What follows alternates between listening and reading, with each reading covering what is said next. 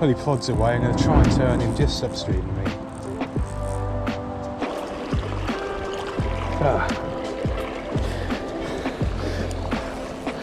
Away from the rabbit. Okay, well, I'm in a familiar setting today, that being my boat. However, we're not fishing from the boat today. Instead, I want to look back over a session that happened in September, which was really incredible. So every year I go to the Glasgow Angling Centre to take part in their open weekend, and each time I drive up there, and it's a good 7 hours for me, I pass over tons of rivers that I think, oh, I'd love to fish that place. And finally, I gave into impulse and decided to book onto one of these lovely little trout rivers for the day. And I heard there was some big grayling up there as well. So I decided to go in with my Spanish leader setup, and I ended up having this session of a lifetime. I hope you enjoy. So yeah, as I say, fishing with my Spanish leader setup today, I find it's the easiest way of getting down deep and quickly in these sort of rivers, and quite straightforward today. Just setting this thing, knock through the glide, swinging it round the bottom, flicking it back upstream, catching that line. It's going through, and most of my takes have been right as an imp sort of parallel to me. No surprise, given how fast it is. It's probably taken ages to get down.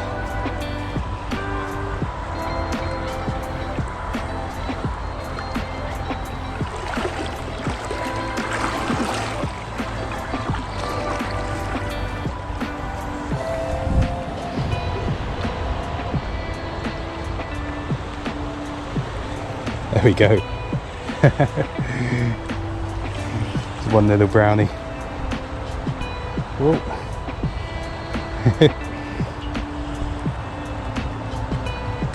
Beautiful little fish. Let's hand this one. No surprise, he took the orange one.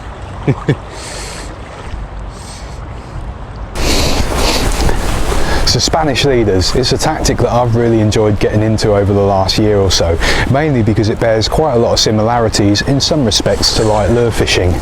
That being that you have a level line that's quite fine in diameter. The idea is we're flicking it upstream, and we want to guide it through as natural and as realistically as possible, and you can only do that with really fine presentations, and I much prefer it to these tapered leader style setups. Now the setup is quite straightforward, so I'm using a 10'8" rod, and it's a 2-way, it's a very light rod, it's Gray's wing. With that I've got my nymphing reel, and on that I've got a fly line and about 2.5 rod lengths of Spanish leader material, and it's just it's an indicator tippet material. It's quite stretchy, generally about 4.5 pound, and it's really simple to tie up. So I've got my 2.5 rod lengths of that, and then I've got about 8 foot of clear fluorocarbon from that, which splits at the bottom to 2 flies. One is a heavier fly, it's a 4.5mm tungsten bead, that's a point fly, and then in some swims we're fishing with a dropper above that as well. The flies are straightforward, so I'm using an orange collar pheasant tail on the point, and I've got a pink tag hare's ear as a dropper. Both are really easy patterns to source and very easy patterns to tie as well.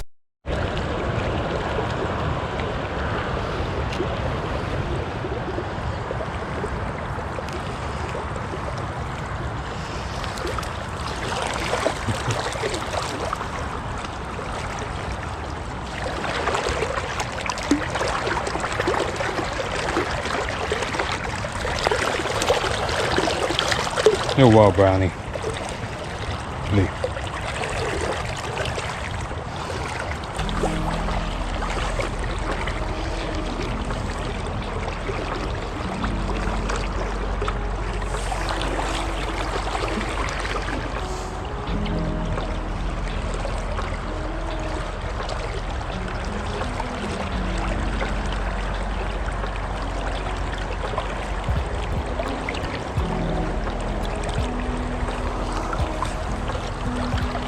Oh, a little bit off the mark, but we'll drop a bit of line into that and just see if that gets knocked.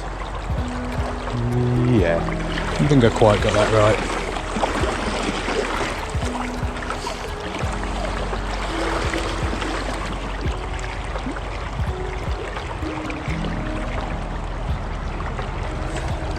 There we go.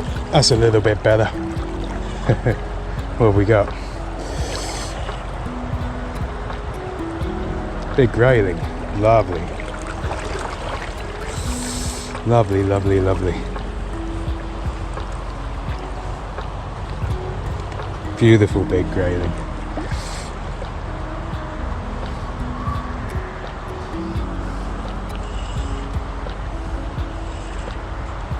Stunning.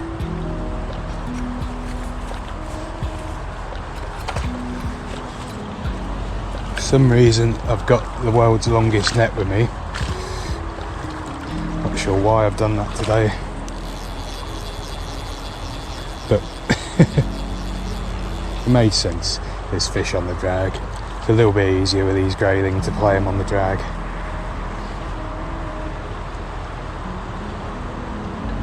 So what I'm going to do is, while he plods away, I'm going to try and turn him just upstream of me.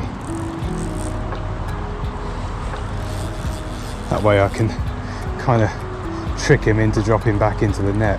This water's so fast. These fish fight really strong. Okay, so he's not going for upstream. This guy's picked downstream.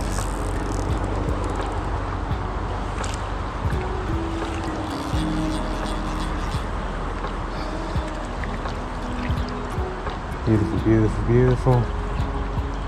Oof. Wow. Never known grayling to fight like this. Yeah! Perfect. What a beauty. Well, a little bit of a spare of the moment day. I'm on my way to the Glasgow Angling Centre Open weekend and I fancied stopping for some fishing, so I've booked onto a beautiful Scottish beat. Yeah, kicked it off really good. I've had a trout which I didn't get on film, but I found a run that's absolutely stacked with fish. I've stopped in it, had a few small trout, and then the culprit of the splash is a lovely grayling. They're so lively, very difficult fish to hold. We'll pop it back.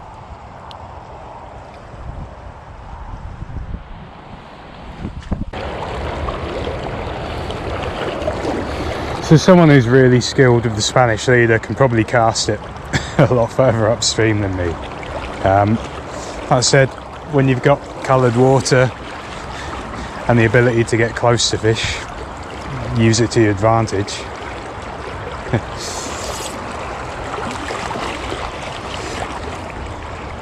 It's much easier to keep in contact with at shorter ranges. It's an incredible tactic. You're just using a level length of line. Oh, there we go. To fish down deep with tungsten nymphs. And this wing rod is so sensitive, you can feel every little bite through it. We'll hand land this one. Damn it.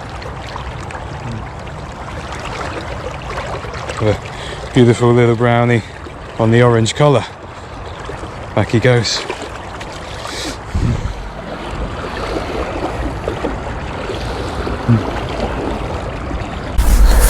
So that first area that I found was impressive. There was a lot of fish stacked up between those trees. I had that lovely grayling and I also had a big trout as well, which I didn't capture on camera. However, once I finished with that swim, I really struggled to find other areas that held fish other than the odd par brownie here and there. In fact, I fished a couple more hours without landing a fish bigger than about 6 inches.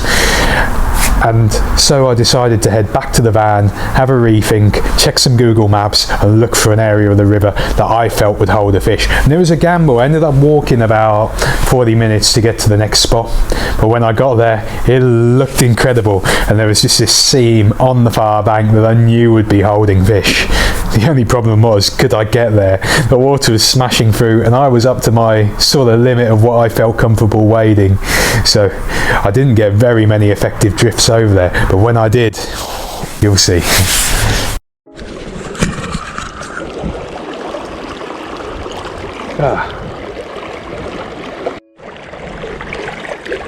This feels better. Yeah, I can't yet move this. And it's going upstream. That's interesting. Feels like a big brownie.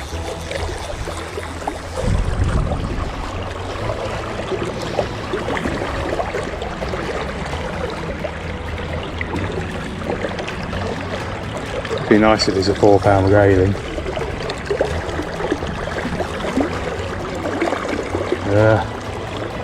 Really don't like it when these fish decide to go downstream.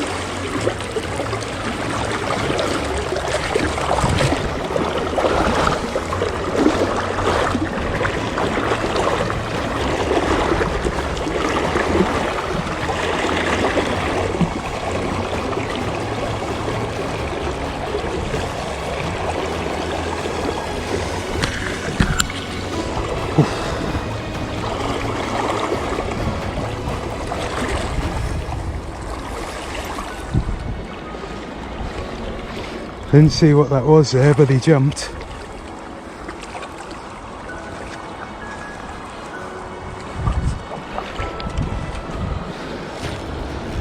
I think it's a huge grayling.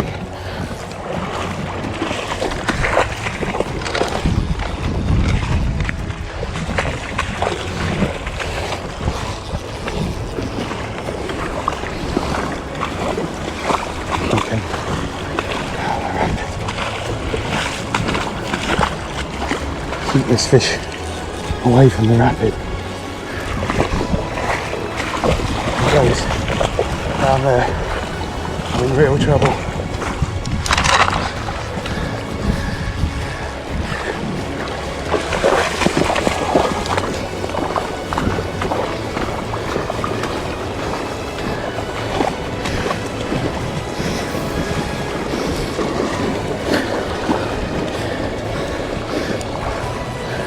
Away from the rapid.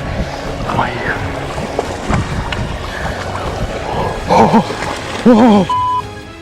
Wow, would you believe it? It all popped off there.